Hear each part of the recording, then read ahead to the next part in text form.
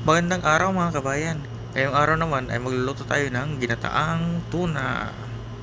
Ayan. Ito naman yung mga ingredients natin. Ayan, mayroon tayong coconut powder. Mayroon tayong sibuyas, bawang, at saka ginger. Ayan, mapainit muna tayo ng kawali o wok. Ayan. Pag mainit na, lagyan naman natin ng mantika. Ayan, dagdagan pa natin dahil kunti pa yung mantika. Pag mainit naman yung mantika, ilagay natin isa-isa ang ating mga tuna. Prituhin natin saglit. Kahit hindi siya masyadong lutong-luto, ang importante, maluto muna siya bago natin lagyan ng gata. Ayan, ilagay natin lahat. Pag luto na yung isang side, atin naman itong balik na rin. Ayan, ihapok lang natin kasi lulutuin pa naman natin yan ulit. Habang nag-aantay tayo, naghiwa naman tayo ng mga ating sangkap. Yung luya, hiniwa-hiwa na natin, sili, ayan, bawang, at saka sibuyas. Yan, naglagay na rin tayo ng gata. Ito yung gata natin.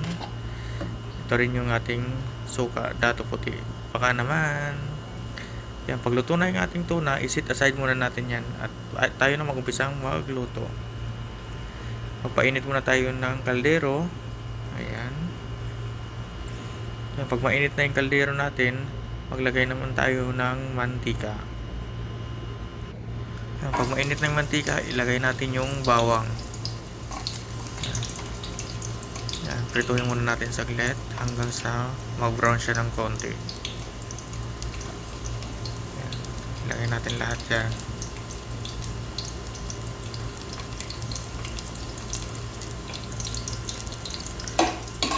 Haluhaluin na muna natin ng konti. Isama na rin natin dyan yung ating luya. Isama na natin sa pag-isa.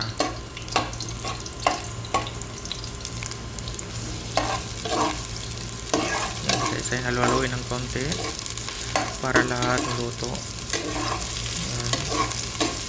Isama na rin natin yung sili sa pag-isa para malasa siya. Lagyan na rin natin ng sibuyas. Yan yung sibuyas natin, isang natin sa pag-isa. Yan ang bango. Yan, pag medyo okay na, ilagyan na rin natin ng gata. Pakuluin muna natin saglit. Yan. Takpan muna natin saglit yan. Pag kumulo na, yan, ilagay naman natin ngayon ang ating mga tuna. Isa-isahin natin na yan. Ayan, kumulo na siya. Haluin muna natin ng konti. Ngayon, ilagay naman natin yung prinito nating tuna. Ayan. Kumukulo na, ayan.